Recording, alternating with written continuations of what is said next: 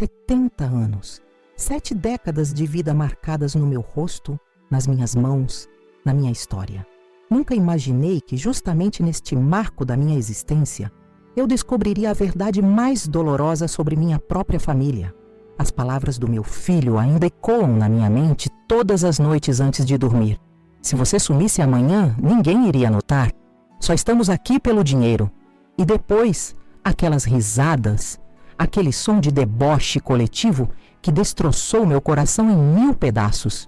A mesa estava tão bonita naquela noite. Passei o dia inteiro preparando tudo com minhas próprias mãos. Queria que fosse especial, não por ser um aniversário de número redondo, mas porque finalmente consegui reunir todos, meus 2 filhos, minha nora, meu neto e alguns poucos amigos que ainda me restavam depois que Eduardo, meu marido, partiu deste mundo. A toalha de renda que ganhei da minha mãe, as taças de cristal que vieram do enxoval do meu casamento, as flores frescas do jardim que cultivo com tanto carinho, cada detalhe pensado para acolher aqueles que ingenuamente acreditei que me amavam. Lembro de olhar para o relógio constantemente naquela tarde. Beatriz, minha filha, vinha de Manaus especialmente para a boa ocasião. Fazia quase 1 ano que não a via pessoalmente. Renato e Simone, que moravam a apenas 20 minutos da minha casa no Morumbi, raramente apareciam sem que houvesse algum pedido financeiro envolvido. E Miguel, meu neto querido, estava sempre tão ocupado com a faculdade de medicina que nossas conversas se resumiam a rápidas chamadas de vídeo. Quando o interfone tocou pela primeira vez, senti meu coração acelerar. Uma felicidade quase infantil tomou conta de mim. Alisando o vestido azul petróleo que comprei especialmente para a ocasião, caminhei até a porta com um sorriso que parecia não caber no rosto. Eram Jurema e seu marido, meus vizinhos e únicos amigos verdadeiros depois de tantos anos. Chegamos cedo para te ajudar, Aparecida, disse Jurema, me abraçando com aquele carinho que só as amizades antigas sabem dar. Os outros convidados foram chegando aos poucos. Meu advogado Paulo e sua esposa, tão elegantes e formais como sempre. Fátima, a assistente social do Instituto Esperança, com quem desenvolvi uma amizade sincera nos últimos anos de trabalho voluntário. E então, finalmente, minha família. Beatriz chegou primeiro. Com Miguel, abracei meu neto com força, sentindo o cheiro do perfume caro que lhe dei de presente no Natal. Ele estava mais magro, com olheiras profundas. A residência médica consumia suas energias, mas seus olhos ainda brilhavam ao me ver. Renato e Simone chegaram quase 1 hora atrasados. Nem se desculparam. Ela, vestida como se fosse a uma premiação de cinema, exibindo joias que eu mesma lhe presenteei ao longo dos anos. Ele, meu primogênito, com aquele sorriso comercial que aperfeiçoou ao longo da vida para conseguir o que queria. Um beijo rápido na minha bochecha, um presente embrulhado às pressas, e logo estavam se servindo das bebidas mais caras que guardei especialmente para a ocasião. A conversa fluía artificial durante o jantar. Perguntas educadas sobre a vida de cada um, respostas polidas, algumas risadas forçadas. Observei minha família com atenção enquanto comíamos o bacalhau que preparei, seguindo a receita da minha avó portuguesa. Renato checava o celular constantemente, mal disfarçando o tédio. Simone comentava sobre cada peça de decoração da minha casa, calculando mentalmente quanto valeria quando eu não estivesse mais aqui. Beatriz mantinha uma distância emocional palpável, como se estivesse cumprindo uma obrigação. Apenas Miguel parecia genuinamente presente, perguntando sobre minha saúde, elogiando a comida, compartilhando histórias do hospital. Quando servia a sobremesa, um pudim de leite que sempre foi o favorito de Renato na infância. Meu filho finalmente guardou o celular e ergueu sua taça de vinho. O silêncio caiu sobre a sala de jantar. Todos os olhares se voltaram para ele. Quero fazer um brinde à minha mãe, anunciou com aquela voz grave e confiante que usava em suas negociações. 70 anos é uma marca impressionante. Senti meu peito se aquecer. Finalmente, um momento de reconhecimento, pensei. Como estava enganada. Olhando para trás, continuou Renato. Vejo uma mulher que sempre colocou o dinheiro e o trabalho acima de tudo e todos, que nos educou para valorizar o patrimônio acima dos sentimentos. Meu sorriso começou a murchar. Os convidados se entreolharam desconfortáveis. Então, mãe, quero brindar a sua maior conquista, seu império financeiro. Porque sejamos honestos, neste momento ele sorriu de lado, olhando diretamente nos meus olhos. Se você sumisse amanhã, ninguém iria notar. Só estamos aqui pelo dinheiro. O silêncio que se seguiu durou apenas 1 segundo, antes das risadas começarem. Primeiro Simone, depois Beatriz, timidamente. Até mesmo Paulo, meu advogado, deixou escapar um sorriso contido. Apenas Jurema, Miguel e Fátima permaneceram sérios, horrorizados com o que acabaram de testemunhar. Naquele momento, algo dentro de mim cristalizou. As lágrimas que ameaçaram cair secaram instantaneamente, dando lugar a uma clareza que nunca experimentei antes. Olhei para cada rosto ao redor daquela mesa, pessoas que alimentei, vesti, eduquei, ajudei financeiramente por décadas. Percebi que meu filho tinha razão em uma coisa: eu havia falhado, não por valorizar o dinheiro, mas por não perceber que estava criando pessoas que só valorizavam isso. Engoli em seco, mantive a compostura e levantei minha própria taça. Obrigada pela honestidade, filho. É um presente raro nos dias de hoje. Respondi com uma calma que surpreendeu até a mim mesma. Não dei o gosto de me verem quebrar. Não naquela noite. O resto da celebração seguiu como um filme em câmera lenta. Conversas superficiais, despedidas apressadas. Quando o último convidado saiu, tranquei a porta e finalmente deixei as lágrimas rolarem livremente. Chorei pelo tempo perdido, pelas ilusões cultivadas, pelos anos dedicados a pessoas que me viam apenas como uma fonte de recursos. Na manhã seguinte, acordei com uma determinação renovada. Se minha vida tinha sido uma preparação para deixar uma herança para pessoas ingratas, ainda havia tempo para reescrever esse final. Peguei o telefone e disquei o número do escritório de Paulo. Preciso te ver com urgência, disse assim que ele atendeu. Tenho mudanças importantes para fazer. Ele pareceu surpreso com meu tom firme, tão diferente da senhora complacente que sempre fui. Aconteceu algo, dona Aparecida? Sim, Paulo. Finalmente abri meus olhos e agora quero que eles abram os deles também. Foi o início da transformação mais significativa da minha vida. Ninguém imaginava que aquelas palavras cruéis na mesa de jantar seriam o gatilho para uma revolução silenciosa que eu estava prestes a iniciar. Uma revolução que provaria que, quando chegasse a hora certa, seria eu quem riria por último. Talvez você esteja se perguntando o que uma senhora de 70 anos poderia fazer para virar o jogo contra filhos ingratos. De onde você está assistindo este vídeo? Deixe sua cidade nos comentários, quero saber quem está acompanhando minha história. Se você está começando a assistir agora, se inscreva no canal Vovó.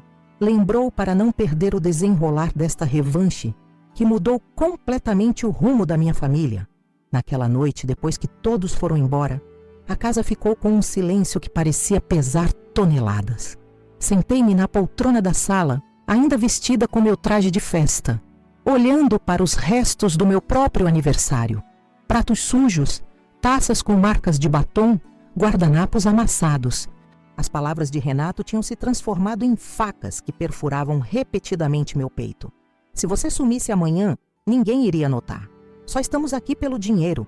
Peguei o porta-retratos que mantinha sobre o console. Uma foto antiga, de quando Renato tinha apenas 7 anos. Eu o segurava nos braços depois de sua apresentação escolar. Ambos sorrindo como se o mundo fosse um lugar perfeito. O que aconteceu com aquele menino de olhos brilhantes que me chamava de mãezinha? Em que momento ele se transformou neste homem cruel que me humilhava publicamente no dia do meu aniversário? Não consegui dormir. Passei a madrugada revirando memórias, tentando identificar onde errei. Talvez tenha sido quando Eduardo faleceu e eu mergulhei no trabalho para sustentar a família. Ou quando cedi a cada capricho material deles, acreditando que coisas poderiam substituir o tempo que não conseguia lhes dar. As joalherias consumiam minhas energias, mas garantiam o futuro deles. Pelo menos era isso que sempre repeti para mim mesma. Quando o sol nasceu, eu já havia tomado minha decisão. Tomei um banho demorado, vesti uma roupa formal e preparei um café reforçado. Se ia iniciar uma guerra, precisava estar bem alimentada e apresentável. Liguei para Luciana, minha governanta. avisando que tiraria o dia de folga. Não queria testemunhas para o que estava prestes a fazer. Às 9 da manhã entrei no escritório de Paulo Rezende. Ele pareceu surpreso ao me ver sem hora marcada. Dona Aparecida, não esperava vê-la tão cedo, especialmente depois da festa de ontem. Precisamente por causa da festa de ontem estou aqui, Paulo. Respondi, mantendo a compostura que minha mãe me ensinou a nunca perder em público. Paulo me conhecia há mais de 3 décadas. Foi ele quem cuidou do inventário quando Eduardo faleceu, quem estruturou minhas empresas, quem aconselhou cada grande decisão financeira que tomei. Ele percebeu imediatamente que algo estava diferente. O que aconteceu? Perguntou, indicando a cadeira à sua frente. Contei tudo.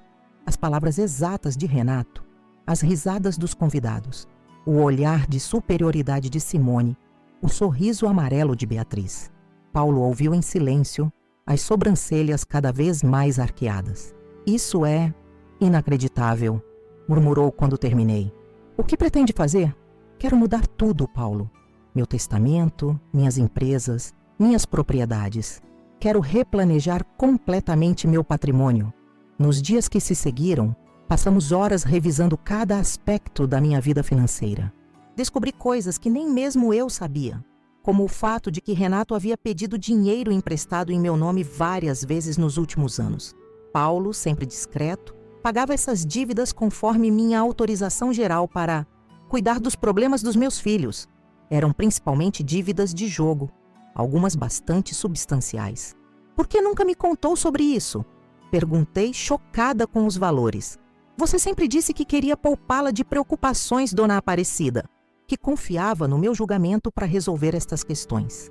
Era verdade. Em minha ingenuidade maternal, acreditei que estava protegendo meus filhos de suas próprias fraquezas. Na realidade, estava alimentando monstros que agora me devoravam viva.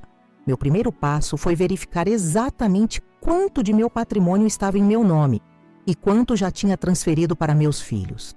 Surpreendentemente, eu ainda controlava a maior parte. A casa onde Renato e Simone moravam, as cotas majoritárias das joalherias, os imóveis em Petrópolis, Guarujá e Campos do Jordão. Os investimentos acumulados em 4 décadas de trabalho árduo. Vamos começar gradualmente, aconselhou Paulo. Movimentos muito bruscos podem despertar suspeitas e gerar processos familiares desagradáveis. Concordei. A vingança é um prato que se come frio, como dizia minha avó portuguesa. Comecei vendendo discretamente a joalheria mais antiga, no centro de São Paulo. Aleguei que a criminalidade na região havia aumentado e que os custos de segurança não compensavam mais. Ninguém questionou. Era uma explicação plausível. O dinheiro da venda foi transferido para uma conta que apenas Paulo e eu tínhamos acesso. Em seguida, listei o apartamento de Petrópolis com uma imobiliária de confiança. Era um lugar que raramente visitávamos nos últimos anos, então sua ausência não seria imediatamente sentida. As semanas passaram e comecei a notar mudanças no comportamento dos meus filhos. Renato passou a aparecer mais frequentemente para almoços casuais, sempre com um sorriso forçado, perguntando sobre minha saúde, sobre os negócios. Mãe, ouvi dizer que vendeu a loja do centro. É verdade? Questionou durante um desses almoços, tentando soar despreocupado enquanto devorava o filé mignon que Luciana havia preparado.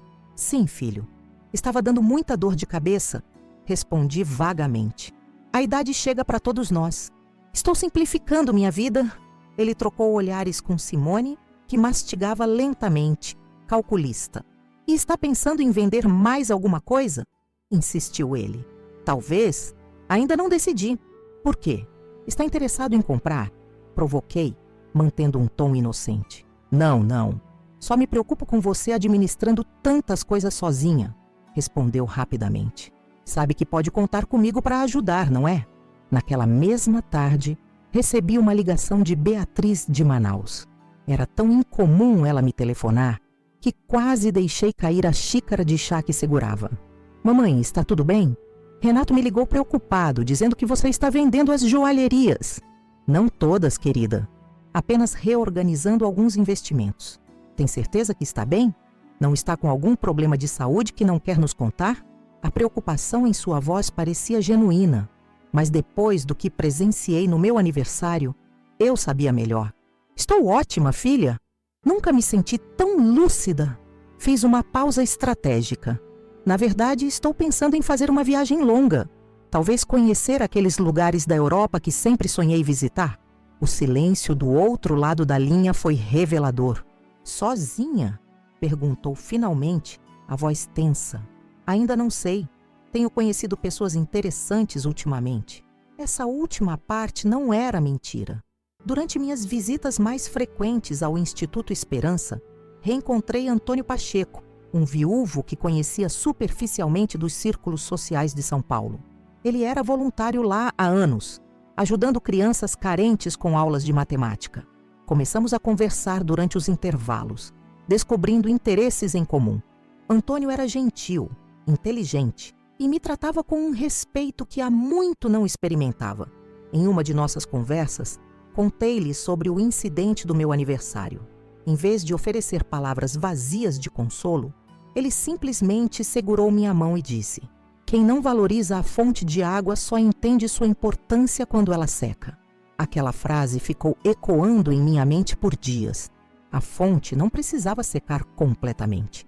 Bastaria mudar seu curso para irrigar jardins mais merecedores. 3 meses depois do fatídico aniversário, já tinha vendido discretamente 4 das 6 joalherias, o apartamento de Petrópolis e a casa de praia no Guarujá. O dinheiro foi cuidadosamente redirecionado. Parte para uma conta no exterior que Paulo abriu para mim, parte para a compra de uma casa menor em meu nome, um segredo que guardei de todos, e uma quantia significativa como doação anônima para o Instituto Esperança. As visitas de Renato tornaram-se mais frequentes e mais tensas. Em uma delas, ele veio acompanhado de Simone e um médico amigo. "Mamãe, este é Dr. Mendes. Ele é neurologista e veio apenas para uma conversa informal", explicou Renato com falsa casualidade. Entendi imediatamente a estratégia. Estavam tentando encontrar evidências de que eu estava mentalmente incapacitada para tomar decisões financeiras. "Que gentil da parte de vocês", respondi com um sorriso, servindo café para todos. "Doutor, o senhor também faz visitas domiciliares para todos os amigos da família? Ou sou uma paciente especial?" O médico pareceu desconfortável. "Seu filho está apenas preocupado com algumas mudanças em seu comportamento, dona Aparecida." "Quais mudanças especificamente? Meu novo corte de cabelo? Ou o fato de estar finalmente exercendo controle total sobre o patrimônio que construí?" Renato interveio rapidamente. "Mãe, você vendeu quase tudo nos últimos meses. Isso não é normal para alguém que sempre foi tão apegada aos negócios da família." "Apegada aos negócios, sim. As pessoas que só estão interessadas no dinheiro que eles geram, nem tanto." Olhei diretamente para meu filho. "O doutor sabe o que você disse no meu aniversário, Renato?" O silêncio que se seguiu foi resposta suficiente. Aquela tentativa frustrada de me declarar incapaz só fortaleceu minha determinação. No dia seguinte, liguei para Paulo. "Quero acelerar o processo", anunciei. "E tenho uma ideia para a etapa final." Nas semanas seguintes, finalizamos a venda das 2 joalherias restantes. Com a ajuda de Fátima, a assistente social, estruturamos uma doação substancial para o Instituto Esperança, com a condição de que o dinheiro fosse usado para construir uma nova ala médica. Em conversas privadas com a diretoria do Instituto, sugeri que meu neto Miguel pudesse ser convidado para supervisionar o projeto quando se formasse, se assim desejasse, é claro. Paulo cuidou meticulosamente da parte legal, garantindo que tudo estivesse absolutamente à prova de contestações. Reservamos 30% do valor total em um fundo educacional para Miguel, com cláusulas específicas sobre como e quando ele poderia acessar o dinheiro. Enquanto isso, meu relacionamento com Antônio floresceu naturalmente. Era estranho sentir borboletas no estômago novamente aos 70 anos, mas a vida tem dessas surpresas. Ele me convidou para conhecer Portugal, sua terra natal, e aceitei sem hesitar. Seria depois do grande anúncio que planejava fazer. Quando tudo estava organizado, enviei convites formais para um jantar no restaurante Mirante em Petrópolis. Escolhi esse local por ser um dos favoritos de Eduardo, meu falecido marido. De alguma forma, sentia que ele estaria comigo naquela noite, apoiando minha decisão. Renato tentou sondar o motivo da reunião por telefone. É uma ocasião especial, mãe. Alguma comemoração? De certa forma, sim, respondi vagamente. É uma celebração de novos começos. Pedi a Jurema que chegasse mais cedo ao restaurante. Precisava de pelo menos uma pessoa verdadeiramente do meu lado, quando o caos se instaurasse. Tem certeza disso, Aparecida? Perguntou minha amiga preocupada. Será bastante dramático. Depois do que vivenciei no meu aniversário, um pouco de drama é o mínimo que mereço, respondi, ajustando o broche de safira no meu casaco. Era uma peça antiga, da primeira coleção da minha joalheria. Um símbolo do império que construí sozinha. Enquanto aguardávamos a chegada dos outros, ensaiei mentalmente o que diria. Não por medo ou insegurança, mas para saborear cada palavra que pronunciaria. Afinal, quando se espera 3 meses para servir um prato frio de vingança, é importante que cada garfada seja perfeita. O maître anunciou que minha família havia chegado. Respirei fundo. Segurei a mão de Jurema por um breve momento buscando força e me preparei para dar início ao último ato deste drama familiar que, sem que eles soubessem, já estava com o final escrito. Eles entraram no restaurante como uma pequena procissão. Primeiro Renato, impecável em seu terno italiano, seguido por Simone com um vestido vermelho decotado demais para a ocasião. Beatriz vinha logo atrás, tendo vindo diretamente do aeroporto, com olheiras mal disfarçadas pela maquiagem. Miguel foi o último a chegar, apressado e ainda usando o jaleco do hospital por baixo do blazer.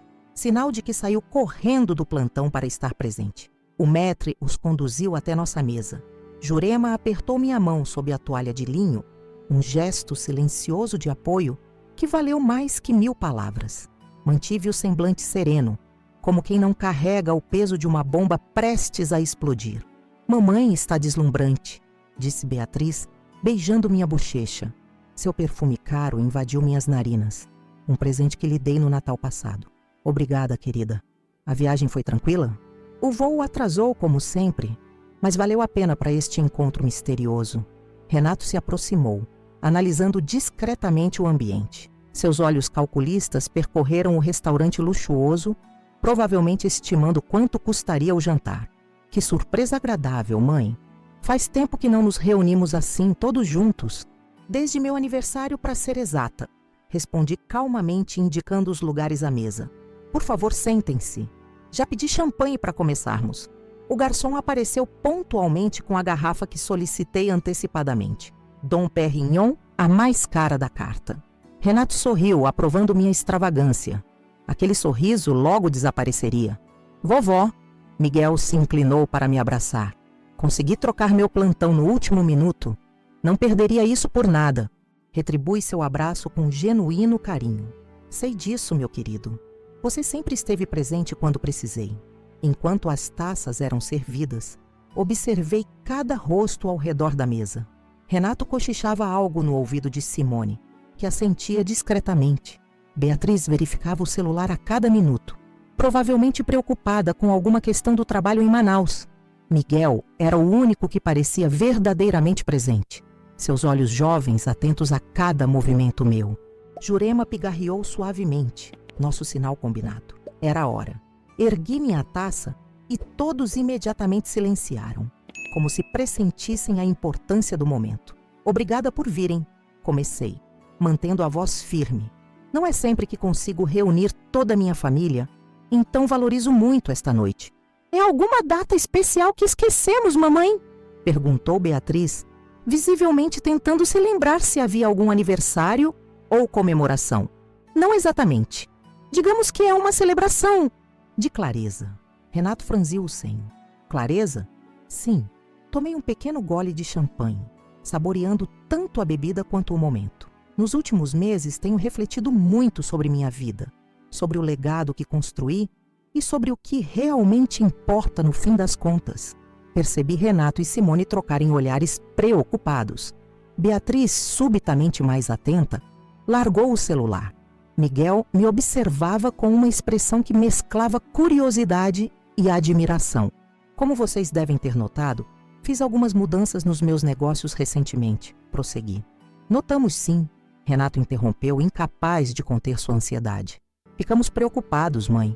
Decisões tão drásticas, sem consultar a família.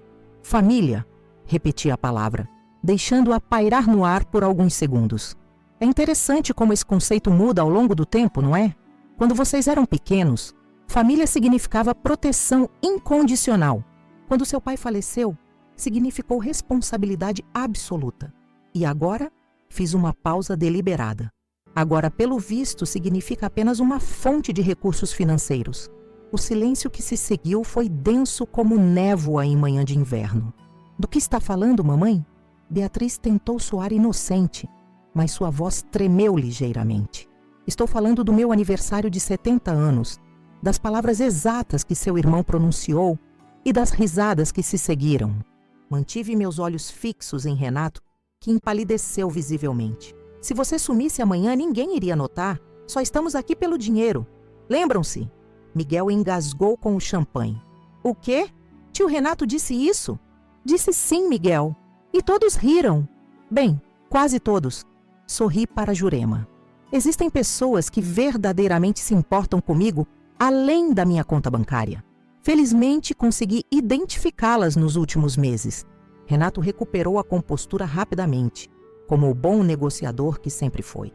Mãe, aquilo foi uma brincadeira infeliz. Estava um pouco alterado pela bebida. Você sabe como fico depois de alguns uísques? Uma brincadeira, repetia, assentindo lentamente. Sabe, filho, existe um ditado antigo que diz que toda brincadeira tem um fundo de verdade. E foi essa verdade que me abriu os olhos. O garçom aproximou-se para anotar os pedidos, mas fiz um gesto discreto indicando que precisávamos de mais alguns minutos. Esta conversa não podia ser interrompida. Depois daquela noite, comecei a questionar tudo. O império que construí, para quem estava deixando, quais valores realmente transmitia aos meus filhos. Tomei outro gole de champanhe, sentindo a coragem líquida descer pela garganta. E cheguei a algumas conclusões surpreendentes. Tirei da bolsa 5 envelopes creme, cada um com um nome escrito em minha caligrafia impecável. Coloquei-os sobre a mesa, alinhados como soldados prontos para a batalha. O que é isso? Perguntou Simone, quebrando o seu silêncio calculado. Clareza? Respondi simplesmente. A clareza que mencionei no início desta conversa. Distribui os envelopes um a um. Renato recebeu o seu com mãos visivelmente trêmulas. Simone arrancou dela quase com raiva. Beatriz hesitou antes de pegar o seu, como se temesse o que encontraria dentro. Miguel aceitou o envelope com a curiosidade respeitosa que sempre demonstrava. O último ficou na minha frente, aquele com o nome de Jurema. Podem abrir, autorizei. O som de papel sendo rasgado ecoou na mesa, misturando-se com a música ambiente do restaurante. O contraste entre a melodia suave de piano e a tensão entre nós era quase cômico. Renato foi o primeiro a reagir, seu rosto passando de pálido para vermelho em segundos. Isso é algum tipo de piada? Não, filho. Como eu disse, estou além das brincadeiras agora. Ele sacudiu o documento em minha direção. Você vendeu a casa? Minha casa? A casa que está registrada em meu nome, onde permiti que você e sua esposa morassem gratuitamente pelos últimos 8 anos. Corrigi calmamente. Sim, a vendi. Os novos proprietários foram muito compreensivos e concordaram em dar a vocês 30 dias para encontrar outro lugar. Simone parecia prestes a desmaiar, seus dedos apertando o documento com tanta força que os nós dos dedos embranqueceram. Não pode fazer isso. Legalmente posso sim. Paulo confirmou tudo meticulosamente. Beatriz observava seu envelope com uma expressão difícil de decifrar. Dentro, havia uma lista detalhada de cada vez que pedi sua presença nos últimos 5 anos. Aniversários, natais, mesmo quando estive brevemente hospitalizada com pneumonia. E suas respectivas desculpas para não comparecer. Ao lado, uma segunda coluna mostrava transferências bancárias que fiz para ajudá-la em diversos momentos. Mamãe, ela começou, mas sua voz falhou. Não precisa dizer nada, querida. Os números falam por si. Miguel abriu seu envelope por último, seus olhos percorrendo rapidamente o conteúdo. Ao contrário dos outros, seu rosto se iluminou. Vovó, isso é incrível. Sorri pela primeira vez naquela noite. Achei que gostaria. Renato arrancou o documento das mãos do sobrinho. O que ela te deu? Deixe-me ver. Era o detalhamento do fundo educacional que criei para Miguel. 30% de todo o meu patrimônio destinado a financiar não apenas a conclusão de seus estudos médicos, mas também projetos de pesquisa que ele quisesse desenvolver, com uma condição específica: 5 anos de trabalho voluntário no Instituto Esperança. Isso é ridículo! Renato jogou o papel sobre a mesa. 30% para ele e nada para seus próprios filhos? Vamos contestar isso judicialmente, mãe. Você claramente não está em seu juízo perfeito. Contestem à vontade, respondi tranquilamente. Paulo preparou toda a sua documentação. Passei por avaliações psicológicas completas antes de tomar cada decisão. Não há o que contestar. E o restante? Beatriz perguntou, sua voz quase um sussurro. Os outros 70%, para quem ficou? Em vez de responder diretamente, entreguei o último envelope a Jurema. Ela o abriu com cuidado, leu rapidamente e seus olhos se encheram de lágrimas. Oh, Aparecida! O que é? Exigiu Renato. O que ela recebeu? Jurema me olhou, pedindo permissão silenciosa para responder. Assenti. Não recebi nada pessoalmente, explicou ela. Este documento detalha a doação que Aparecida fez ao Instituto Esperança. 70% de todo o seu patrimônio, destinado à construção de uma nova ala médica que atenderá crianças carentes. O silêncio que se seguiu foi absoluto. Até mesmo os sons do restaurante pareceram diminuir. Você deu tudo para a caridade? A voz de Renato era um misto de incredulidade e fúria contida. Não tudo, corrigi. Miguel receberá sua parte quando cumprir os requisitos. E mantive o suficiente para viver confortavelmente pelos anos que me restam. Anos que podem ser muito poucos se continuar tomando decisões insanas como essa, disparou Simone, incapaz de conter sua frustração. Na verdade, continuei, ignorando a ameaça velada. Pretendo viver intensamente daqui para frente. Fiz um gesto discreto para o maître, que imediatamente compreendeu o sinal. Segundos depois, Antônio Pacheco se aproximou de nossa mesa. Elegante em seu terno azul marinho, cabelos grisalhos perfeitamente penteados, olhos gentis fixos em mim. Levantei-me para recebê-lo. Desculpe o atraso, querida, disse ele, beijando suavemente minha bochecha, antes de cumprimentar os demais com um aceno educado. Família, este é Antônio Pacheco, meu noivo. Se achei que as revelações anteriores haviam causado choque, esta última informação foi como um terremoto. Renato parecia prestes a ter um ataque cardíaco. Simone deixou escapar um grito abafado. Beatriz derrubou sua taça, manchando a toalha impecável de vermelho. Uma metáfora perfeita para o caos que eu acabava de instaurar. Noivo? Repetiu Renato, como se a palavra fosse em um idioma desconhecido. Sim, nos casaremos no mês que vem, em cerimônia íntima. Depois, partiremos para uma viagem por Portugal. Sempre quis conhecer a terra dos meus ancestrais. Isso é loucura! Renato bateu na mesa, atraindo olhares dos outros clientes. Primeiro você doa quase tudo para a caridade. Agora aparece com Cuidado com suas próximas palavras, filho. Adverti, minha voz repentinamente afiada como navalha. Lembre-se que ainda estou financiando suas dívidas de jogo. Ele empalideceu novamente. Como Paulo sempre me informou sobre tudo. Apenas escolhi não confrontá-lo antes. Outro erro que cometi ao tentar protegê-lo de si mesmo. Vovó. Miguel interrompeu, levantando-se. Acho que isso merece um brinde. Seu gesto inesperado quebrou momentaneamente a tensão. Ele ergueu sua taça, olhos brilhando com admiração genuína. A vovó Aparecida, que nos ensinou uma lição valiosa sobre consequências. E a sua felicidade, que finalmente está em primeiro lugar. Jurema imediatamente levantou sua taça, seguida por Antônio. Após um momento de hesitação, Beatriz também ergueu a sua, surpreendendo a todos, inclusive a si mesma. Renato e Simone permaneceram imóveis, fúria emanando deles quase fisicamente. Você vai se arrepender disso, mãe, murmurou Renato levantando-se. Vamos-nos, Simone. Se eu fosse vocês, ficaria para o jantar, comentei casualmente. Afinal, será a última refeição cara que não precisarão pagar por conta própria. Simone puxou Renato pelo braço antes que ele pudesse responder, e os dois saíram do restaurante como furacões, deixando apenas a destruição para trás. Beatriz permaneceu desconfortável, mas visivelmente repensando muitas coisas. Mamãe, eu não sei o que dizer. Não precisa dizer nada agora, filha. Precisamos de tempo, ambas, para reconstruir o que foi perdido. Ela assentiu, lágrimas brilhando em seus olhos. Posso perguntar uma coisa? Por que não me deserdou completamente como fez com Renato? Porque você nunca fingiu que se importava apenas por interesse, respondi honestamente. Você se afastou, sim, mas sempre foi sincera sobre isso. Prefiro a dolorosa verdade à confortável mentira. O jantar prosseguiu, surpreendentemente agradável após a saída tempestuosa de Renato e Simone. Miguel e Antônio se deram bem instantaneamente, discutindo os planos para a nova ala médica do Instituto. Beatriz, inicialmente reservada, gradualmente relaxou e até compartilhou histórias de seu trabalho em Manaus. Jurema, minha eterna confidente, segurava minha mão ocasionalmente sob a mesa, seu toque transmitindo o que palavras não conseguiriam: orgulho.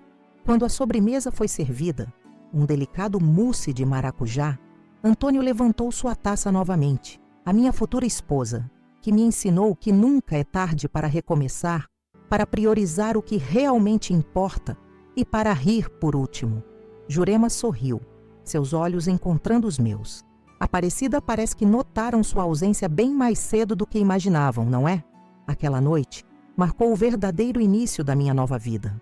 Uma vida onde eu finalmente era a protagonista, não apenas a provedora. Uma vida onde meus valores finalmente se alinhavam com minhas ações. Uma vida que, ironicamente, só pude descobrir graças a uma frase cruel pronunciada por meu próprio filho em meu aniversário de 70 anos. Se você sumisse amanhã, ninguém iria notar. Que engano, meu filho. Que engano. As semanas que se seguiram àquele jantar revelador foram como viver em um filme de drama que eu mesma roteirizei. O restaurante Mirante foi apenas o primeiro ato de uma peça que continuou se desdobrando de maneiras que nem mesmo eu, a arquiteta de toda a situação, poderia prever. Na manhã seguinte, enquanto tomava meu chá de camomila na varanda, o telefone tocou incessantemente. Primeiro Renato, depois advogados que ele contratou às pressas. Em seguida, amigos em comum querendo entender o que estava acontecendo. Deixei que a secretária eletrônica capturasse todas as mensagens. Cada ameaça velada, cada tentativa de manipulação, cada falsa preocupação apenas solidificava a minha certeza de que havia tomado a decisão correta. Luciana, minha governanta, entrou na varanda com uma expressão preocupada. Dona Aparecida, seu filho está no portão. Diz que não vai embora até falar com a senhora. Suspirei, pousando delicadamente a xícara sobre o pires de porcelana chinesa. Há quanto tempo ele está lá? Quase 1 hora. Está bastante alterado. Ajeitei meu hobby de seda, passei as mãos pelos cabelos prateados e caminhei calmamente até a entrada da mansão. Através do monitor do interfone vi Renato, desgrenhado com olheiras profundas, a gravata frouxa ao redor do pescoço. Uma imagem bem distante do executivo impecável que sempre fez questão de projetar. Apertei o botão do interfone. Bom dia, filho. Mãe, finalmente. Precisamos conversar. Isso que você está fazendo é loucura. Concordo que precisamos conversar. Mas não hoje. Não nesse estado em que você se encontra. Como assim? Você joga uma bomba dessas ontem e acha que pode simplesmente me deixar esperando? Nossa casa foi vendida. Temos 1 mês para sair. Corrigiu mentalmente mais uma vez. Não era a casa deles, nunca foi, mas mantive a calma. Marquei uma reunião com Paulo para a próxima semana. Você, Beatriz e eu. Tudo será explicado em detalhes, com a devida formalidade legal. E até lá? O que fazemos até lá? Sugiro que comece a procurar um lugar dentro do seu orçamento real, Renato. Acredito que seu salário como diretor na construtora Mendonça deva ser suficiente para um apartamento modesto. Ele riu, um som amargo que carregava mais desespero que humor. Você sabe muito bem que meu cargo lá é apenas nominal. O verdadeiro dinheiro sempre veio dos seus investimentos. Sim, sei disso. E precisamente por isso acredito que está na hora de você descobrir como é ganhar seu próprio sustento. Aos 45 anos, já passou da hora, não acha? Desliguei o interfone, enquanto ele ainda gritava, pedindo a Luciana que não atendesse caso ele tocasse novamente. Voltei para minha varanda, as mãos levemente trêmulas, não de medo ou arrependimento, mas pela estranha sensação de liberdade que estava experimentando pela primeira vez em décadas. 3 dias depois, recebi uma visita inesperada. Beatriz apareceu sem aviso, carregando apenas uma pequena mala. Estendi minha estadia, explicou, parecendo desconfortável na soleira da porta como uma estranha. Espero que não se importe. Abri a porta completamente, convidando-a a entrar. Sua casa, seu quarto, tudo continua como sempre. Ela entrou hesitante, olhando ao redor como se visse o lugar pela primeira vez. Talvez realmente estivesse. Nos últimos anos, suas visitas foram tão breves e mecânicas que duvido que tenha realmente observado as mudanças sutis que fui fazendo na decoração, nas cortinas, nos quadros das paredes. O cheiro é o mesmo, comentou quase para si mesma. Canela e café. Algumas coisas nunca mudam, respondi, conduzindo-a até a sala de estar. Quer um chá? Café? Café seria ótimo. Enquanto Luciana preparava o café, sentamos em um silêncio estranho. Beatriz parecia buscar palavras, revirando pensamentos como quem revira pedras em busca de algo perdido. Falei com Renato ontem, disse finalmente. Ele está destruído. Imagino que esteja, respondi sinceramente. Perder privilégios que sempre considerou direitos deve ser difícil. Beatriz me encarou, seus olhos, tão parecidos com os meus, buscando algo em meu rosto. Você planejou tudo isso desde o aniversário, não foi? Cada passo, cada movimento. Sim, precisei de clareza para enxergar a verdade. E depois, precisei de estratégia para responder a ela. Mamãe, o que Renato disse foi horrível, imperdoável, mas... Ela hesitou. Era necessário ir tão longe? Tomei um gole do café que acabara de chegar, organizando meus pensamentos. Quando seu pai morreu, prometi a mim mesma que cuidaria de vocês, que garantiria seu futuro. Trabalhei incansavelmente para isso. Cada joalheria que abri, cada negócio que fechei, cada noite que passei debruçada sobre planilhas, tudo era por vocês. Eu sei disso, sempre soube. Não, querida. Você sabia, mas não compreendia realmente. Nenhum de vocês compreendia. O dinheiro nunca foi o objetivo. Era apenas o meio. O objetivo sempre foi a família, o amor, a conexão. Pousei a xícara delicadamente. E em algum momento, o meio se tornou o fim. Vocês começaram a valorizar mais o que eu poderia proporcionar do que quem eu era. Beatriz baixou o olhar, suas mãos segurando a xícara com força desnecessária. Renato sempre foi mais focado no dinheiro, você sabe disso. E você? O que te manteve longe todos esses anos?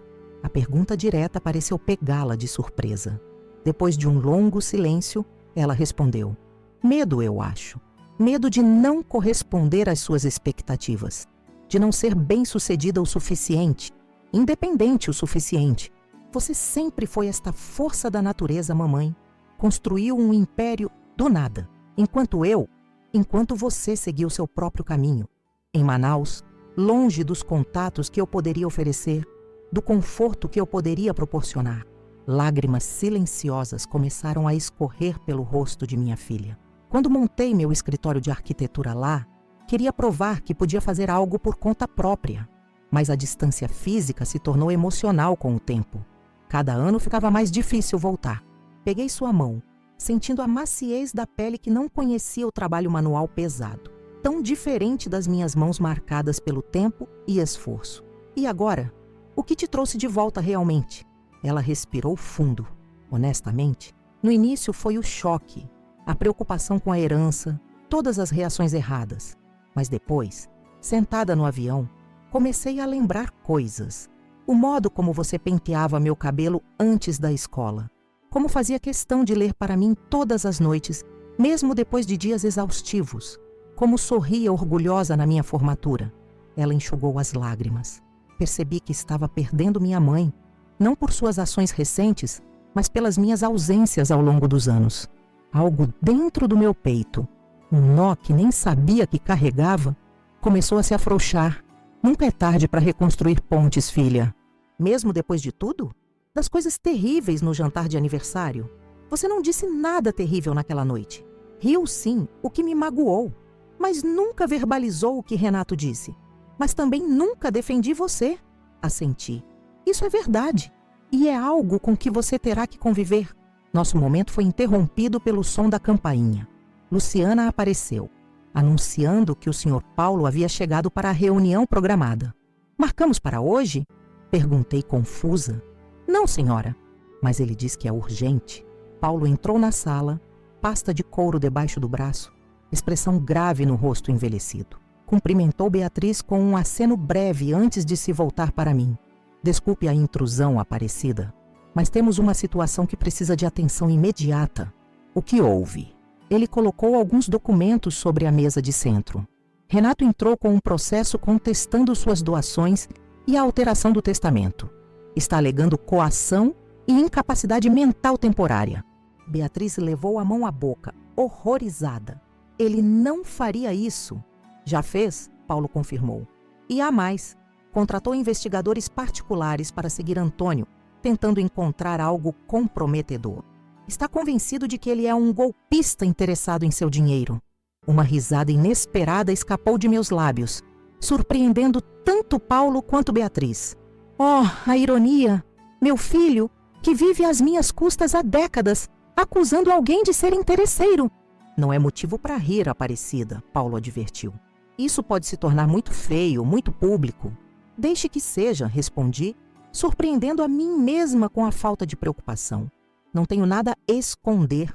Todas as minhas decisões foram tomadas em plena capacidade mental, meticulosamente documentadas por você mesmo. Paulo assentiu, ainda preocupado. Sim, mas processos familiares são desgastantes. A imprensa local certamente terá interesse na história da matriarca das joalherias Fontes em guerra com o próprio filho. As joalherias não existem mais, lembrei. E minha reputação não me preocupa tanto quanto minha paz. Beatriz, que estivera absorvendo tudo em silêncio, subitamente se manifestou. Vou falar com ele, isso tem que parar. Olhei para minha filha com surpresa. Você não precisa se envolver, querida. Preciso sim. Já fiquei tempo demais à margem, deixando tudo acontecer sem me posicionar. Ela se levantou, determinação brilhando em seus olhos. Renato sempre me ouviu, talvez consiga fazê-lo enxergar a loucura que está prestes a cometer. Depois que Beatriz saiu, Paulo se sentou mais perto de mim. Ela tem alguma chance de sucesso? Honestamente, não sei. Renato sempre teve um lado racional, calculista, mas também é extremamente orgulhoso e agora desesperado. Precisamos nos preparar para o pior cenário, aconselhou Paulo. E qual seria esse? Um processo longo, exposição pública, possíveis alegações de que Antônio te manipulou, que o Instituto Esperança exerceu algum tipo de influência indevida.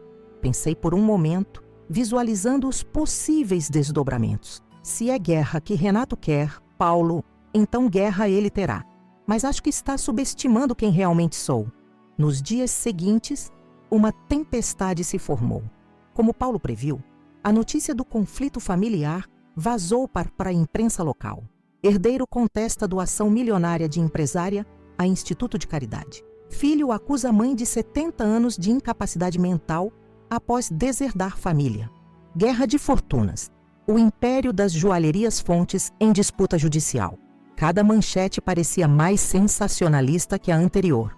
Recebi ligações de conhecidos, antigos sócios, até mesmo clientes importantes das joalherias que vendemos. Todos querendo detalhes, oferecendo conselhos não solicitados, fingindo preocupação enquanto saboreavam o escândalo. No meio desse caos, Antônio permaneceu como meu porto seguro.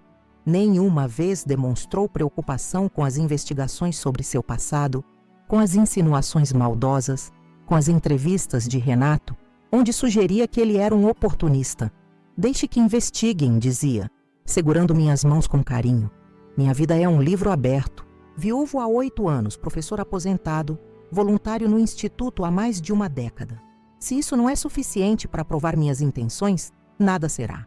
Uma semana depois do início da tempestade midiática, recebemos uma visita inesperada.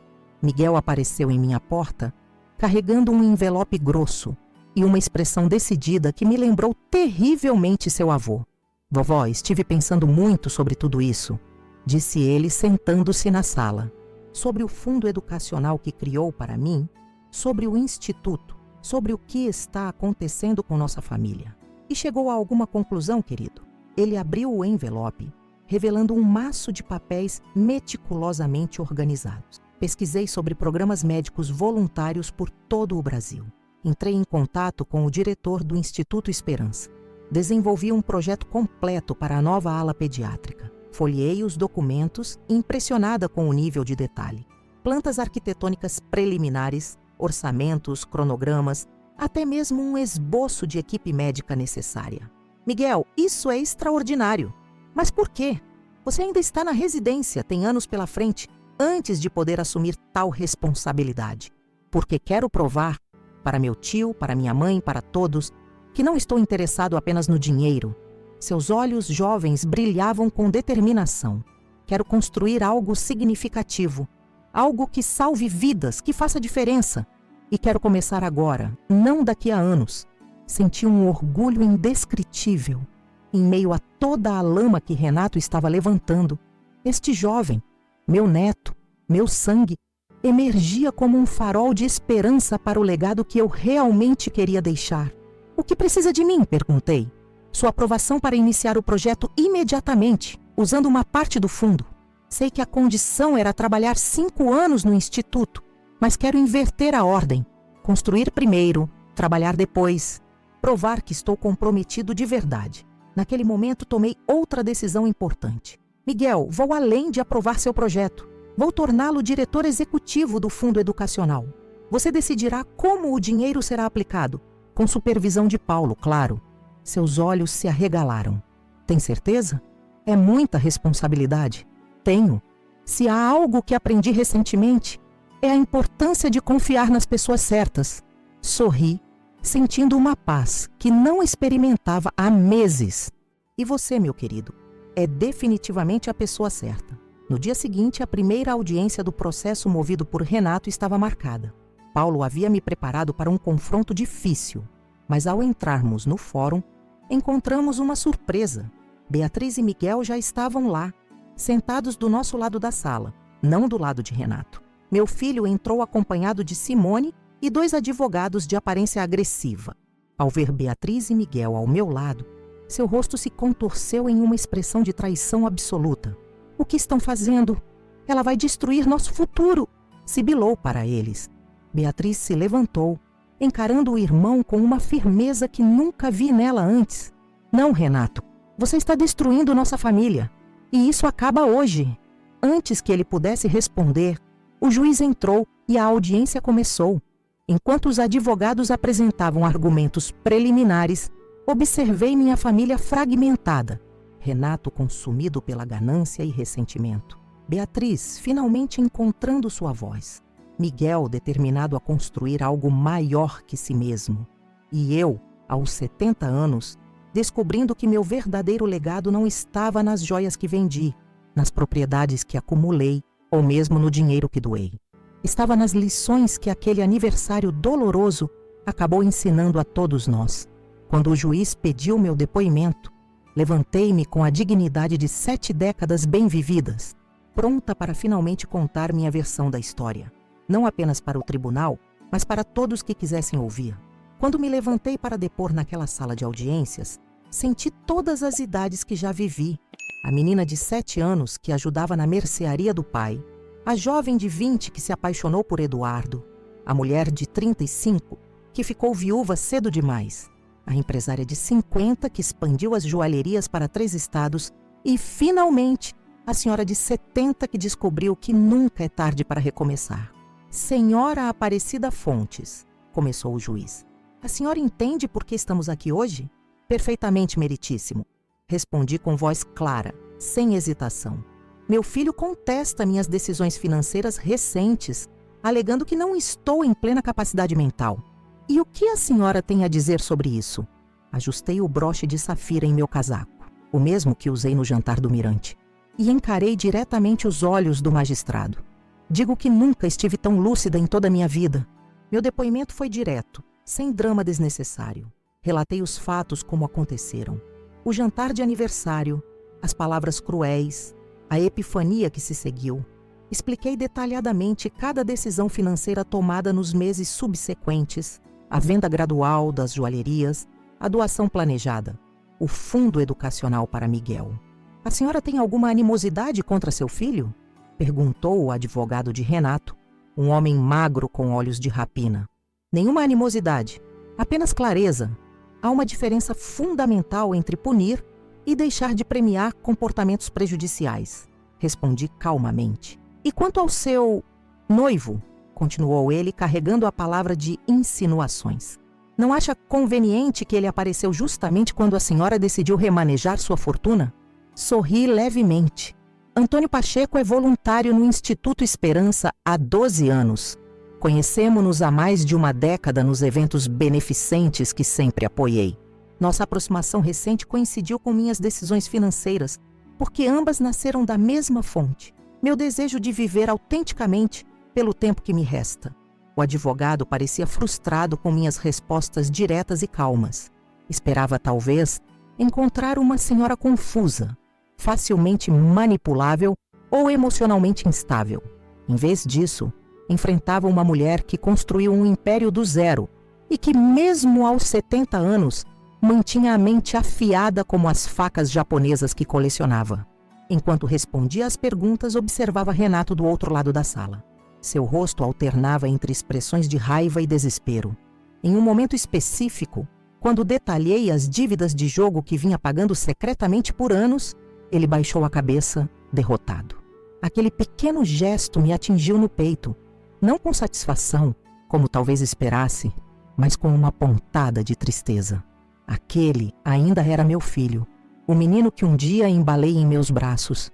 Após quase 2 horas de depoimento, o juiz pediu uma pausa.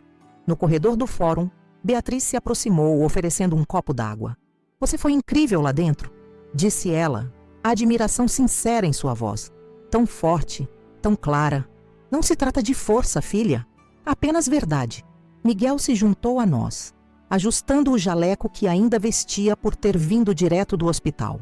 O juiz parece estar do nosso lado. Os laudos médicos que atestam sua sanidade são inquestionáveis. Paulo se aproximou com uma expressão cautelosa. Renato está querendo conversar. A sós. Confesso que hesitei. Parte de mim temia outro confronto doloroso, palavras que não poderiam ser retiradas. Mas outra parte, talvez a mãe que nunca deixei de ser, ansiava por algum tipo de reconciliação, mesmo que improvável. Onde? Perguntei. Sala de reuniões no final do corredor. Sugiro que eu a acompanhe. Não, Paulo. Preciso fazer isso sozinha. Caminhei pelo corredor de mármore frio, meus saltos baixos ecoando no silêncio. Através da porta entreaberta, vi Renato sentado à mesa de madeira escura, sozinho, sem seus advogados, sem Simone. Parecia menor de alguma forma, como se tivesse encolhido sob o peso de suas próprias ações. Posso entrar? Perguntei suavemente. Ele ergueu os olhos, vermelhos e inchados. É sua prerrogativa, não é? Você controla tudo agora. Entrei e fechei a porta, sentando-me à sua frente. Por alguns momentos apenas nos olhamos, mãe e filho, separados por décadas de mal-entendidos e expectativas não verbalizadas. Por que está fazendo isso comigo? Perguntou finalmente, sua voz quebrando. Depois de tudo que construímos juntos. O que construímos juntos, Renato? Seja honesto, pelo menos agora. Ele desviou o olhar. As joalherias, o patrimônio da família. Não, filho. Eu construí as joalherias sozinha depois que seu pai morreu. Você ocupou cargos cada vez mais altos porque eu os criei para você, não porque os conquistou. Isso não é justo. Trabalhei duro. Trabalharia nas mesmas posições, com os mesmos salários, sem o sobrenome Fontes, sem sua mãe como proprietária. Seu silêncio foi resposta suficiente. Renato, não estou fazendo isso para puni-lo. Estou fazendo isso porque, aos 70 anos, percebi que falhei como mãe ao não lhe ensinar o valor do trabalho, da independência, da humildade. Agora é tarde demais para lições de moral, retrucou amargamente. Nunca é tarde demais. Você tem 45 anos, saúde, educação, contatos. Pode reconstruir sua vida de maneira honesta, baseada em seu próprio mérito. Ele riu, um som oco. Enquanto você doa minha herança para estranhos e se casa com um velho que mal conhece. Miguel não é um estranho, é seu sobrinho, meu neto. E o Instituto beneficiará milhares de crianças que nunca tiveram uma fração das oportunidades que você teve. Fiz uma pausa, escolhendo cuidadosamente minhas próximas palavras. Quanto a Antônio, ele me vê como mulher, não como uma conta bancária. A diferença é sutil, mas fundamental. Algo em minhas palavras pareceu finalmente atingi-lo. Seu rosto se contraiu, lágrimas surgindo nos cantos dos olhos. Naquela noite, no seu aniversário, eu não queria dizer aquilo, mas disse, e todos riram. Eu estava bêbado, frustrado. Tínhamos acabado de perder aquele contrato com os argentinos. Simone estava pressionando por uma casa maior, as dívidas. Entendo as circunstâncias, filho, mas palavras têm poder. E aquelas palavras revelaram uma verdade que ambos precisávamos enfrentar. Um silêncio pesado se instalou entre nós. Pela janela, podia ver o céu de São Paulo, cinzento, carregado, prometendo uma tempestade que ainda não se decidira a cair. "O que você quer de mim agora?" perguntou finalmente. "Quero que retire o processo. Não por mim, mas por você. Este caminho só trará mais dor, mais exposição, mais vergonha. E no final, o resultado será o mesmo. E se eu não retirar? Então lutaremos nos tribunais. Mostrarei cada nota fiscal de suas dívidas que paguei, cada empréstimo nunca devolvido, cada apartamento e carro comprados com meu dinheiro. Exporei tudo, Renato. Não por vingança, mas porque a verdade precisa vir à tona para que possamos todos seguir adiante." Ele baixou a cabeça derrotado. "E depois? Se eu retirar o processo, o que acontece conosco?" Foi uma pergunta que não esperava. O primeiro vislumbre do filho que conheci, do menino que um dia se preocupava com nossa relação, não apenas com meu dinheiro. "Depende de você", respondi honestamente. "Estou disposta a reconstruir nossa relação, mas com bases diferentes. Não mais como sua provedora, mas como sua mãe. Não mais como seu banco, mas como sua conselheira, se assim desejar." "E Simone, nossa casa?" "A casa foi vendida, isso não mudará. Mas posso ajudá-los a encontrar um apartamento para alugar adequado ao orçamento de vocês. E posso oferecer um emprego real para você.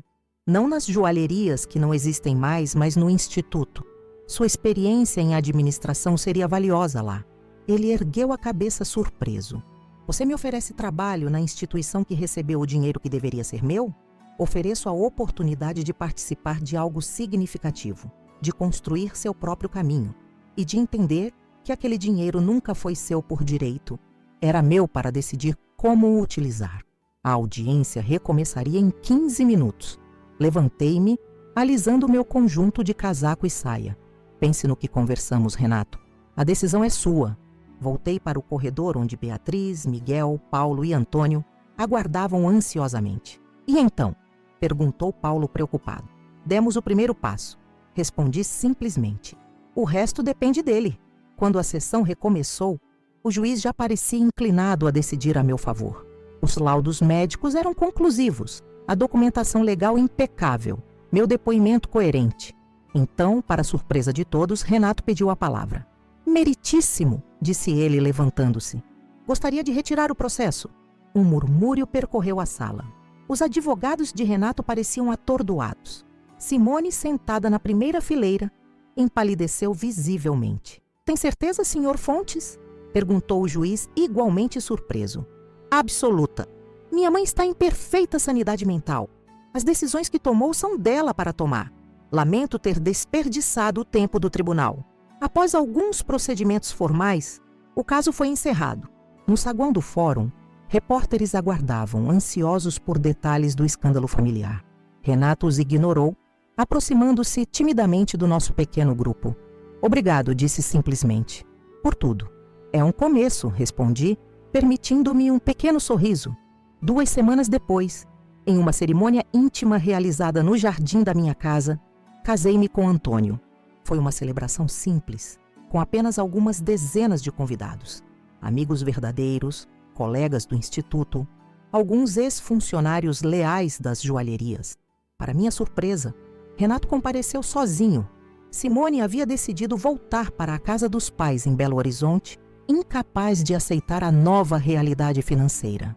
Seu casamento, aparentemente, não sobreviveria à ausência do luxo que meu dinheiro proporcionava. Miguel, elegante em seu terno azul marinho, conduziu-me até o altar improvisado sob as jabuticabeiras. Beatriz havia se encarregado da decoração, transformando o jardim em um cenário de contos de fadas com lanternas suspensas e flores brancas por todo lado. Ao trocar votos com Antônio, senti uma leveza indescritível. Era como se, aos 70 anos, estivesse finalmente começando a viver de verdade, sem o peso das expectativas, das obrigações, das preocupações com o que deixaria para trás. Na recepção, Renato se aproximou, taça de champanhe na mão. Parecia nervoso, deslocado, mas determinado. Aceito sua oferta, disse ele. O emprego no instituto. Tem certeza? Não será fácil. Terá que provar seu valor, trabalhar duro, responder a superiores. Tenho. Preciso aprender, recomeçar. Olhei para meu filho. Realmente olhei para ele, talvez pela primeira vez em anos. Para além da arrogância, do senso de merecimento, havia um homem perdido, tentando encontrar seu caminho. Segunda-feira, 8 horas, Fátima está esperando para orientá-lo. Um mês depois, embarcamos, Antônio e eu, para nossa lua de mel em Portugal. Visitamos Lisboa, Porto, pequenas vilas no interior, onde seus ancestrais viveram. Em cada lugar, enviava postais para Beatriz, para Miguel, até mesmo para Renato. Pequenos fragmentos da minha nova vida, pontes sendo reconstruídas lentamente. Foi durante um jantar em Sintra, com o Castelo dos Mouros iluminado ao fundo, que Antônio propôs nossa próxima aventura. E se não voltássemos? Sugeriu ele. Não imediatamente, pelo menos. Como assim? Poderíamos prolongar nossa viagem, Itália, Espanha, talvez Grécia. Você sempre quis conhecer Santorini, não é? A ideia me assustou e encantou ao mesmo tempo. Mas e o instituto? E nossa casa? E seus filhos? Eles são adultos, Aparecida. Estão encontrando seus caminhos. O instituto tem uma diretoria competente. Sua casa estará lá quando decidirmos voltar. Ele segurou minhas mãos. Pela primeira vez na vida, você não precisa ser responsável por ninguém além de si mesma. Não é uma sensação maravilhosa? Contemplei a possibilidade. Aos 70 anos, iniciar uma jornada sem data para terminar, explorar lugares que sempre sonhei conhecer, viver cada dia como se fosse uma dádiva, não uma obrigação. Sim, respondi finalmente. Vamos. Nos meses seguintes, viajamos como nômades de luxo moderado. Não com a extravagância que um dia caracterizou minha vida, mas com o conforto que merecíamos após décadas de trabalho árduo. De cada lugar, enviava não apenas postais, mas presentes cuidadosamente escolhidos. Para Miguel, livros raros de medicina encontrados em sebos europeus. Para Beatriz, pequenas inspirações arquitetônicas dos lugares que visitávamos. Para Renato, lembranças mais pessoais. Uma gravata italiana feita à mão, um relógio português antigo, coisas que falavam de tradição, valor, permanência. Em troca, recebia notícias que alimentavam minha alma. Miguel avançava com o projeto da ala pediátrica, já com as fundações sendo lançadas. Beatriz decidira abrir um escritório em São Paulo, reconectando-se com suas raízes. E Renato, surpreendentemente, destacava-se no instituto, seu conhecimento de administração e finanças revelando-se verdadeiramente valioso quando aplicado a uma causa nobre. Numa manhã ensolarada em Santorini, enquanto tomávamos café em uma varanda com vista para o mar azul turquesa, recebi uma foto que Jurema enviou por mensagem. Mostrava a fachada do Instituto Esperança, onde uma nova placa havia sido instalada. Ala Pediátrica Aparecida Fontes, em construção.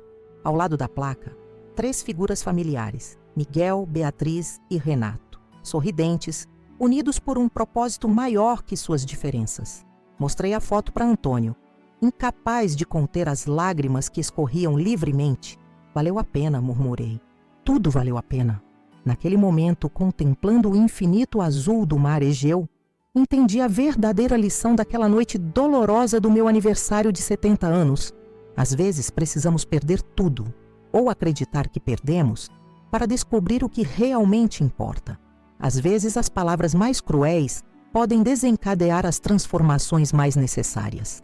E às vezes O melhor presente que podemos dar aos nossos filhos não é dinheiro, propriedades ou privilégios, mas a chance de descobrirem sua própria força, seu próprio valor, sua própria capacidade de construir algo significativo com as próprias mãos. Em breve, voltaríamos ao Brasil. Havia um casamento para planejar. Beatriz havia conhecido alguém especial. Havia uma ala pediátrica para inaugurar. Havia reconciliações ainda incompletas para nutrir. Mas agora, eu sabia que retornaria não como a matriarca controladora que um dia fui, mas como uma mulher que finalmente aprendeu a mais importante das lições, que viver plenamente é o único legado que realmente importa.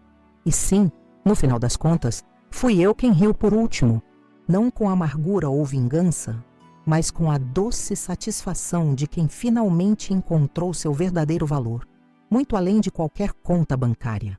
Olhando para trás agora, consigo ver com clareza o caminho que percorri desde aquela noite fatídica do meu aniversário de 70 anos. Uma simples frase, cruel e impensada, mudou completamente o rumo da minha vida e de toda a minha família. Se você sumisse amanhã, ninguém iria notar. Só estamos aqui pelo dinheiro. Palavras que rasgaram meu coração, mas que também me libertaram de décadas de ilusões cuidadosamente cultivadas. Quando Renato pronunciou aquelas palavras, ele não imaginava que estava plantando a semente da maior transformação que nossa família jamais experimentaria. Não sabia que, em vez de me destruir, aquela humilhação pública me daria forças para finalmente tomar as rédeas da minha própria vida. Durante 70 anos, vivi para os outros. Primeiro como filha obediente, depois como esposa dedicada, em seguida como mãe abnegada e, finalmente, como a matriarca responsável por manter o império financeiro que construí do zero após a morte de Eduardo. 70 anos colocando as necessidades, os desejos e as expectativas alheias acima das minhas próprias. Foi preciso um golpe devastador, desferido pela pessoa que mais amei e protegi, para que eu finalmente enxergasse a verdade. Não era amor o que unia nossa família, mas interesse. Não era respeito o que meus filhos sentiam por mim, mas dependência calculista. Não era gratidão o que demonstravam, mas expectativa insaciável. O plano que elaborei nos 3 meses seguintes àquele aniversário não foi movido por vingança, como muitos pensaram. Foi um ato de amor. Amor próprio que descobri tardiamente. E amor verdadeiro pelos meus filhos, que precisavam urgentemente aprender o valor do trabalho, do esforço, da independência. Vender as joalherias, doar 70% do patrimônio ao Instituto Esperança, criar um fundo educacional para Miguel, deixar Renato e Simone sem a casa luxuosa que lhes emprestei por anos. Cada decisão foi cuidadosamente pensada, cada movimento estrategicamente planejado. Não para punir, mas para corrigir. Não para ferir, mas para curar feridas que nem sabíamos que existiam. O jantar no restaurante Mirante, onde finalmente revelei meu plano, foi apenas o começo da jornada. Quando vi o choque nos rostos deles, especialmente de Renato, não senti prazer ou satisfação. Senti esperança. Esperança de que, finalmente confrontados com a realidade de seus próprios comportamentos, pudessem crescer, mudar, evoluir. O processo judicial que Renato iniciou contra mim foi, talvez, o momento mais doloroso de toda essa saga. Ver meu próprio filho tentando me declarar mentalmente incapaz, investigando meu noivo Antônio, expondo nossa vida privada aos tabloides, foi como sentir aquela faca do aniversário girando mais fundo no meu peito. Mas mesmo ali, mantive minha resolução. Sabia que estava no caminho certo, por mais difícil que fosse. A retirada do processo por Renato, seu primeiro passo genuíno em direção à redenção, foi o momento em que realmente comecei a acreditar que tudo daria certo. Quando ele aceitou o emprego no instituto, sem privilégios, tendo que provar seu valor como qualquer outro funcionário, soube que a transformação havia começado de verdade. Meu casamento com Antônio trouxe uma dimensão completamente nova à minha existência. Pela primeira vez, experimentei uma relação baseada em companheirismo genuíno, respeito mútuo e amor desinteressado. Nossa viagem pela Europa foi mais que uma lua de mel. Foi uma redescoberta de mim mesma, uma celebração da liberdade que finalmente conquistei aos 70 anos de idade. Ver Beatriz retornando a São Paulo, reconectando-se com suas raízes, abrindo seu próprio escritório de arquitetura, sem depender do meu dinheiro ou influência, encheu meu coração de orgulho. Observar Miguel liderando o projeto da ala pediátrica com paixão e competência confirmou que meu neto havia herdado o melhor de nossa família, a capacidade de trabalhar incansavelmente por algo em que acredita. E Renato, meu primogênito, aquele que mais me magoou e que mais precisava mudar, vê-lo aplicando seus talentos genuínos em uma causa nobre, construindo seu próprio caminho sem muletas financeiras, foi a maior recompensa que poderia receber. Aquela foto que Jurema me enviou, mostrando meus 3 descendentes unidos em frente à placa da ala pediátrica Aparecida Fontes, cristalizou tudo o que eu esperava alcançar. Não um monumento ao meu ego ou uma perpetuação do meu nome, mas um legado de valores reais: trabalho, propósito, generosidade. Quando voltamos ao Brasil, após meses viajando, encontrei uma família transformada, não perfeita. Ainda havia arestas a serem aparadas, confiança a ser reconstruída, hábitos a serem mudados, mas os alicerces estavam lá, sólidos como nunca antes. No casamento de Beatriz, tive a honra de vê-la radiante, apaixonada por um homem que a amava por quem ela era, não pelo sobrenome que carregava. Miguel, já formado, dividindo seu tempo entre o hospital e o instituto, salvando vidas e construindo um futuro melhor para crianças que nunca tiveram as oportunidades que ele teve. E Renato, mais magro, mais humilde, com uma nova luz nos olhos, a luz de quem finalmente encontrou significado além das posses materiais. A inauguração da ala pediátrica foi o momento em que tudo se encaixou. Cercada por minha família reconstruída, por Antônio, meu companheiro de alma, por crianças cujas vidas seriam transformadas pelo trabalho que realizaríamos ali, entendi que havia conseguido. Havia transformado a pior noite da minha vida, aquele aniversário de 70 anos, na melhor decisão que já tomei. Se você está assistindo esta história, talvez esteja enfrentando sua própria versão desse dilema. Talvez alguém que você ama tenha te magoado profundamente. Talvez esteja preso em relacionamentos baseados em interesse, não em amor verdadeiro. Talvez esteja vivendo para satisfazer expectativas alheias, esquecendo-se de suas próprias necessidades e sonhos. Minha mensagem para você é simples: nunca é tarde demais para mudar. Nunca é tarde demais para estabelecer limites saudáveis, para exigir respeito, para priorizar seu próprio bem-estar. Nunca é tarde demais para transformar dor em propósito, mágoa em crescimento, fim em recomeço. Hoje, aos 75 anos, vivo uma vida que nunca imaginei ser possível. Uma vida de liberdade, propósito e amor autêntico. Uma vida onde sou valorizada pelo que sou, não pelo que possuo. Uma vida onde finalmente posso dizer, com absoluta certeza, que se eu sumisse amanhã, seria profundamente sentida. Não pelo dinheiro que deixaria para trás, mas pelo amor que construí, pelas lições que ensinei, pelo exemplo que dei. Se minha história tocou seu coração de alguma forma, peço que se inscreva aqui no canal Vovó Lembrou. Temos muitas outras histórias poderosas como esta para compartilhar. Histórias de superação, de transformação, de segundas chances. Histórias que podem inspirar você a encontrar sua própria força interior, a enfrentar suas próprias batalhas, a reescrever seu próprio destino. Deixe também seu comentário contando o que achou desta história. O que você faria no meu lugar? Já viveu algo parecido? Sua opinião é muito importante para nós e me ajuda a saber que não estou sozinha em minhas experiências. Não se esqueça de deixar seu like para que outras pessoas também possam encontrar esta história e, quem sabe, encontrar a coragem que precisam para mudar suas próprias vidas. E se esta história realmente tocou seu coração e você deseja apoiar nosso trabalho, considere contribuir com o Valeu Demais. É uma forma de doação que nos ajuda a cobrir os custos de produção e nos permite continuar trazendo histórias como esta diariamente para vocês. Fazer estes vídeos requer tempo, dedicação e recursos, e seu apoio faz toda a diferença para mantermos o canal ativo e crescendo. Lembre-se sempre, não importa a sua idade, não importa quão difícil pareça a sua situação atual, você sempre tem o poder de rir por último, não com amargura ou ressentimento, mas com a doce satisfação de quem finalmente encontrou sua verdadeira essência, seu verdadeiro valor. Eu sou Aparecida Fontes e esta foi minha história no canal Vovó Lembrou. Até o próximo vídeo e lembre-se, o verdadeiro tesouro não está no que possuímos, mas em quem nos tornamos.